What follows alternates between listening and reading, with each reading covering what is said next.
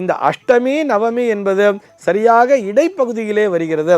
சரியாக இடைப்பகுதியில் வரும்பொழுது இப்படியும் இல்லாமல் அப்படியும் இல்லாமல் ஒரு ரெண்டுங்கட்டா சூழலில் இருக்கிறதுனால தான் இவருடைய மனமானது சரியான ஒரு பாதையிலே செல்லாது. ஒன்று இந்த பக்கம் இருக்கணும், இல்லை அந்த பக்கம் இருக்கணும்னு சொல்கிறோம் இல்லையா?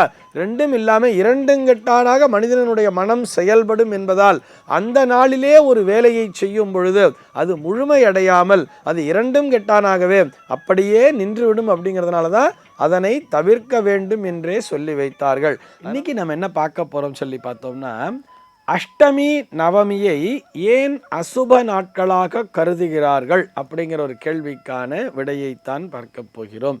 இதற்கு நம்ம புராணோக்தமாக ஒரு காரணத்தை பார்க்க வேண்டும் என்று சொன்னால், புராண ரீதியாக இருக்கக்கூடிய காரணம் என்னன்னு சொல்லி பார்த்தோம்னா, இந்த தேவர்களும் அசுரர்களும் ஒன்றாக இணைந்து பார்க்கடலை கடைகிறார்கள் தானே. அப்படி அவர்கள் அந்த பார்க்கடலை கடைய தொடங்கிய நாள்தான் பிரதமை திதி நாளிலே தொடங்கினார்களாம்.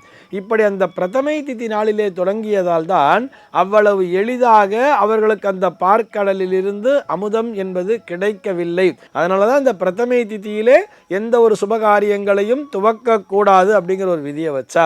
அதற்கு அடுத்தபடியாக அந்த பார்க்கடலை நல்ல வாசுகி பாம்பினை கயிறாக கொண்டு அந்த மந்தார மலை அந்த மேருமலையை மத்தாக கொண்டு தானே கடைஞ்சுண்டு வரா. அந்த பாம்பானது வலி தாங்க முடியாமல் என்ன பண்ணுறதுன்னு சொல்லி பார்த்தோம்னா விஷத்தை கக்கி விடுகிறது தானே. அப்படி அந்த பாம்பானது ஆலகால விஷத்தினை கக்கிய நாளாக அந்த அஷ்டமி நாளானது பார்க்கப்பட்டது. அந்த விஷத்தினுடைய வீரியத்தை தாங்க முடியவில்லை. எல்லோரும் சென்று பரமேஸ்வரனிடத்திலே சரணடையும் பொழுது அவர் அந்த விஷத்தினை எடுத்து அப்படியே அருந்தி விடுகிறார் அல்லவா. பார்வதி ஓடி போய் கழுத்தை பிடிச்சிடுறா. அவருடைய கழுத்திலேயே அந்த விஷமானது தங்கி விடுகிறது. அது நீலகண்டன் அப்படிங்கிற மாதிரிலாம் பேர் வந்துருச்சுங்கிறதுனால நம்ம படிச்சிருப்போம் இல்லையா.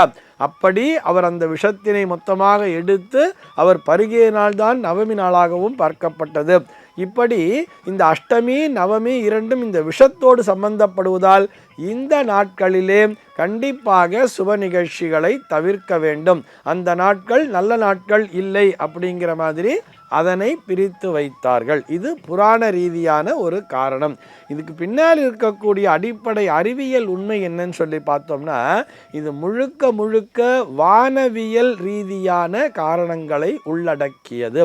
இந்த பிரதமை திதியை ஏன் தவிர்க்கிறார்கள் சொன்னால், அன்னைக்கு இருக்கக்கூடிய கரணம் என்பது அதுபோல் இருக்கும். அதாவது சதுஷ்பாதம் நாகவம் கிம்ஸ்துகுணம் அப்படிங்கிற மாதிரிலாம் பிரிப்பா. அந்த கிம்ஸ்துகுணம் நாகவம் என்கின்ற அந்த தீய கரணங்கள் இடம் பிடித்திருக்கக்கூடிய நாள் தான் அந்த பிரதமை திதி நாள் என்பது. கரணம் தப்பினால் மரணம் அப்படின்னு சொல்லுவா தெரியுமா.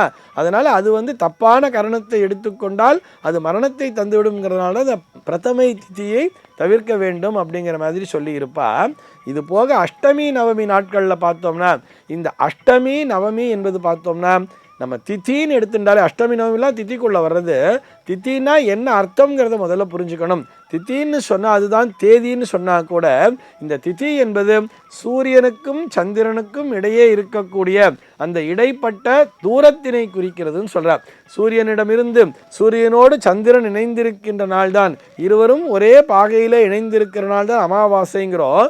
கொஞ்சம் கொஞ்சமாக விலகி செல்ல செல்ல செல்ல செல்ல அந்த ஒரு 90 டிகிரி அப்படின்னு வரும் பொழுது அதிலேருந்து நேர் 180 டிகிரின்னு ஸ்ட்ரெயிட்டாக வந்துருச்சுன்னா அது பௌர்ணமி.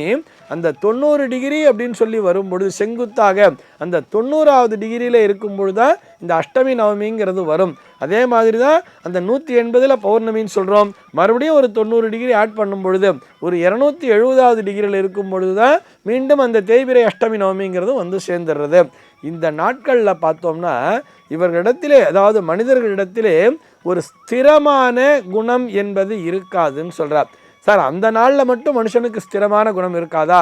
ஏன் மற்ற நாள்லாம் ஸ்திரமான குணம் இருக்குல்ல அப்படின்னு சொன்னால், இந்த சூரியனைத்தான் ஆன்மகாரகன் என்றும் சந்திரனைத்தான் மனோகாரகன் என்றும் பிரிக்கிறார்கள்.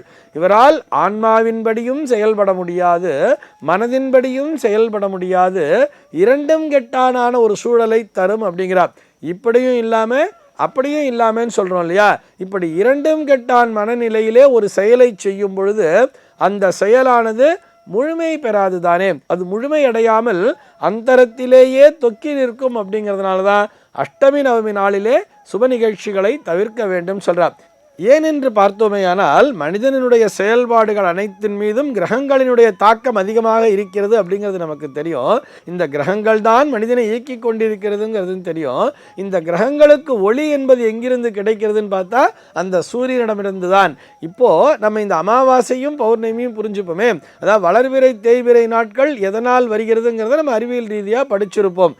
சூரியனிடமிருந்து அந்த முழுமையான ஒளியானது பரிபூர்ணமாக முழுமையாக ஒளியினை கிரகித்து கொள்ளும் பொழுது அந்த சந்திரன் என்பவர் பௌர்ணமி நிலவாக பிரகாசிக்கிறார். ஆனால் இந்த நிழல் மறைக்க மறைக்க மறைக்க மறைக்க கொஞ்சம் கொஞ்சமாக என்ன ஆகுதுன்னு பார்த்தோம்னா தேய்பிரைங்கிறது வர்றது, மறுபடியும் கொஞ்சம் கொஞ்சமாக இந்த நிழலிலிருந்து விடுபட விடுபட விடுபட அவருக்கு அப்படியே வளர்பிறைங்கிறது வர்றதுங்கிறத நம்ம பார்த்துருக்கோம் இல்லையா. இந்த சூழலிலே இந்த அஷ்டமி நவமி என்பது சரியாக இடைப்பகுதியிலே வருகிறது. சரியாக இடைப்பகுதியில் வரும்பொழுது இப்படியும் இல்லாமல் அப்படியும் இல்லாமல் ஒரு ரெண்டுங்கட்டா சூழலில் இருக்கிறதுனால தான் இவருடைய மனமானது சரியான ஒரு பாதையிலே செல்லாது. ஒன்று இந்த பக்கம் இருக்கணும், இல்லை அந்த பக்கம் இருக்கணும்னு சொல்கிறோம் இல்லையா. ரெண்டும் இல்லாமல் இரண்டுங்கட்டானாக மனிதனுடைய மனம் செயல்படும் என்பதால் அந்த நாளிலே ஒரு வேலையை செய்யும் பொழுது அது முழுமையடையாமல் அது இரண்டும் கெட்டானாகவே அப்படியே நின்றுவிடும். அப்படிங்கிறதுனால தான் அதனை தவிர்க்க வேண்டும் என்றே சொல்லி வைத்தார்கள். அதனால தான் அது என்ன சொல்லிட்டான்னா அது அசுப திதி. அசுப திதின்னு சொன்னால் அசுபமான தேதிகள். அந்த நாளிலே ஒரு சுப நிகழ்ச்சியினை செய்யும் பொழுது அதிலே முழுமையை காண இயலாது, அது பாதியிலேயே தொக்கி நிற்கும். அப்படிங்கிறதுனால தான் இதற்கு புராணோக்தமாக அதில் விஷம் அப்படிங்கிற ஒரு விஷயத்தை புகுத்தி ஆலகால விஷம் என்பது தோன்றியது. அதனை பரமேஸ்வரன் விழுங்கிய நாட்கள் அஷ்டமியும் நவமியும் அப்படின்னு சொன்னதுனால தான் அந்த நாட்களிலே சுப நிகழ்ச்சிகளை தவிர்க்க வேண்டும் அப்படிங்கிறது அந்த புராணத்தின் மூலமாக நமக்கு எளிமையாக புரிய வைத்திருக்கிறார்கள். சர்வே ஜனாஹ சுகினோ பவந்து.